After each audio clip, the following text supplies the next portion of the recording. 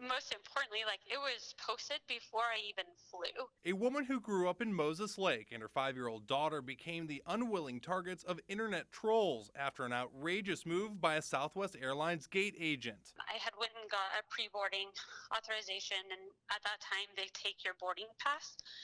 And then they typically rip it up and give you the pre-board off. But the gate agent didn't tear Tracy Redford's daughter's boarding pass. Instead, she kept it and moments later burst out in laughter. Within like 5 minutes of me being up there, like, she's like laughing and like pointing at the boarding pass to a coworker, making comments and pointing towards my daughter. Tracy's 5-year-old daughter has a unique name spelled ABCDE, but it's pronounced Absidy.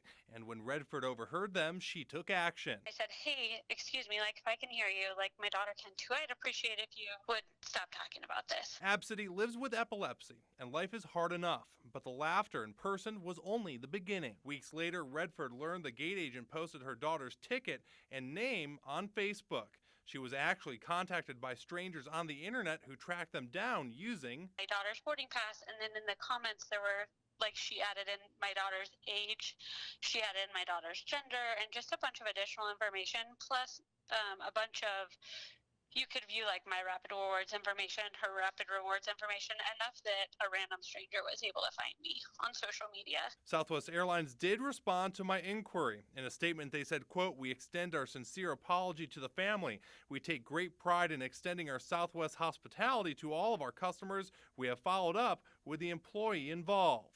Tracy says she's frustrated that it took weeks before the airline acted. My frustration was that that stuff was posted, but even more, once I contacted Southwest and they'd been contacted by other people as well asking to have this stuff removed, they didn't take action on it. In Spokane, I'm Peter Maxwell, KHQ Local News.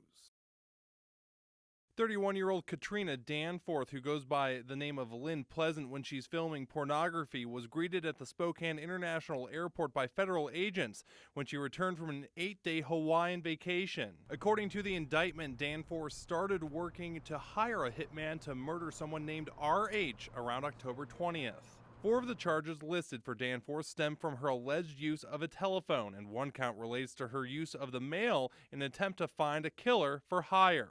According to U.S. Assistant Attorney Tracy Whalen, the intended target lives in Idaho and was not harmed. When I sat down with Katrina Danforth for an exclusive jailhouse interview, I asked her if she knew why federal agents were waiting for her at baggage claim, and she responded by saying, quote, "I don't really know precisely." During the more than 10 minutes we talked, Danforth repeatedly said she was innocent of the charges, finally ending with, "This is kind of a big deal. I mean, to be charged with some of the alleged things that they're saying that you did." I would just say more stand by and see what happens. I don't know, not see what happens because that sounds terrible, but just not necessarily follow along with me, but follow along with me.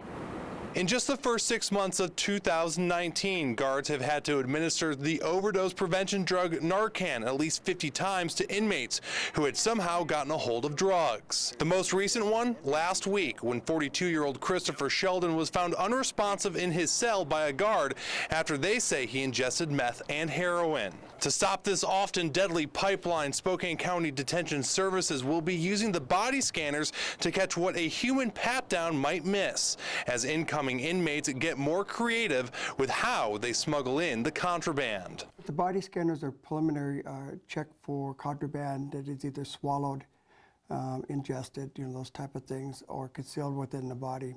It's the things you can't see during a strip search and not detectable that make their way up onto the floors. The mail scanner is for the inmates who try to sneak in their fix using cleverly disguised packaging, although there have also been cases where the drugs have been soaked into the paper letters were written on. These folks are very desperate. They want to maintain their level high, whether they're in jail or not, and so they'll go to great lengths to conceal that on their person or have it sent in to them in order to maintain that high. These body scanners at Geiger should be up and running before Christmas. Along with the mail scanner, the downtown body scanner will be operational by January. Lime scooters have once again descended onto Spokane streets and sidewalks. While you might see them as a cheap, quick, and easy mode of transportation, some people have been parking haphazardly and blocking sidewalks and crosswalks.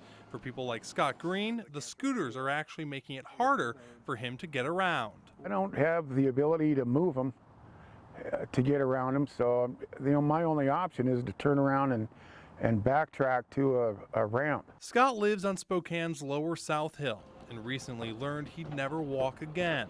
Doctors found a cancerous tumor in his spine, so he's now confined to this motorized wheelchair and says the scooters are getting in his way. Park them on the sidewalk, and I have to turn around, backtrack, and find a ramp onto the street, and then deal with traffic. We went out today to see if we could find what Scott was talking about, and we did.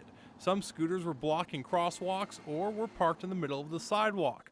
Others were lined up and looked like they hadn't been used yet. The scooters actually have directions right on them that say park properly, like near a curb. We reached out to Lime, who responded saying, quote, "We encourage anyone who sees a Lime scooter that they suspect is misplaced or not where it should be, we ask them to please report it to our 24/7 customer service team, available through the app and email." While Scott says he can deal with it, he'd like to see changes as to where they're parked. To put them right off the sidewalk, back onto a flat, grassy area, and keep the sidewalk clear for pedestrians and folks like me. Investigators say suspects 42-year-old Nicholas Antoine and his wife, 38-year-old Crystal Lane Antoine, were making a run for it, either to Ohio or Tennessee, after a Superior Court judge on the west side ordered the children to be handed over to the custody of Child Protective Services. Police said the husband may be armed with an AR-15, and both parents had a history of mental illness and instability. Within 30 minutes of the Amber Alert going out, someone driving on Interstate 90 near the Four Lakes exit noticed the RV and did what they were supposed to do, call 911. That person then stayed on the phone with dispatchers following the RV as it exited Interstate 90 onto Highway 904 heading into Cheney. Law enforcement was hot on their tail. I took this video as I was heading to the location. Those are WSP patrol cars flying by me. Cheney police pulled over the RV just outside the city limits. WSP tells me after arresting the parents and getting the kids checked out by medics, they searched the vehicle, which did not turn up any weapons. Here's what they told me. To the persons that did call it in, they described the motorhome correctly. They gave us the correct license plate. They did keep the vehicle in sight when it exited onto Highway 904 coming into Cheney. So once we were able to get enough police presence to the area, where we then were able to see the vehicle as well, and we initiated a traffic stop. At that point, the family that was inside were taken into custody without incident. So they pulled over, stopped.